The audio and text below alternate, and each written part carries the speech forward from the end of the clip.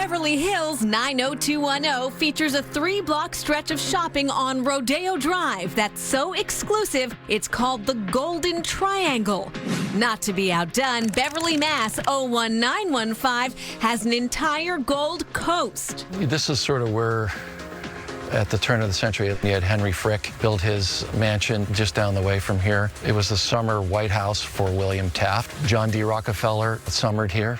Lance Robb is a principal at Landvest, a luxury real estate company that doesn't just think Beverly is a hot commodity right now. They have the receipts.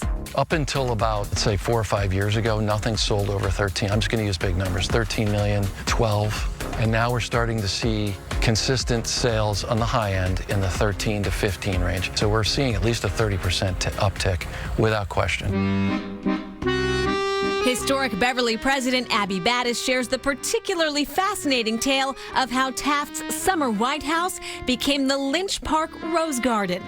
The year was 1909, and sitting President William Taft comes to summer at Stetson Cottage on the estate of Robert and Maria Antoinette Evans. Unfortunately, prior to President Taft's arrival, Mr. Evans falls off his horse, punctures his lung, and passes away, leaving a grieving widow to host the sitting president.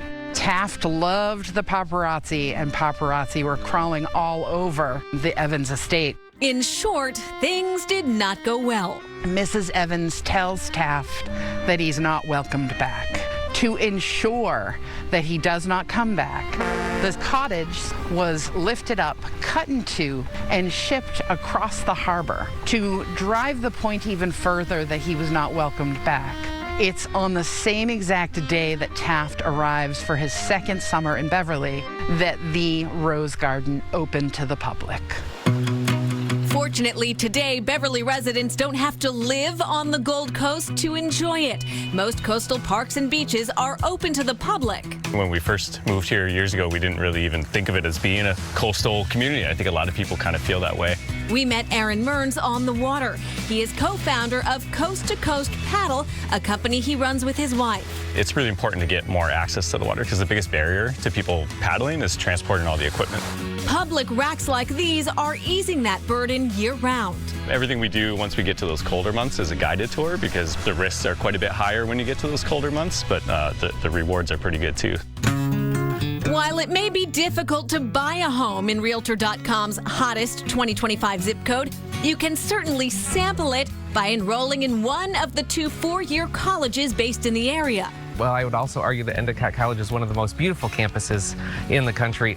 Full disclosure, this is Brian Kane, acting president here at Endicott College, so he may be a bit biased, but at least one student agrees. I mean, the 3 private beaches aren't bad.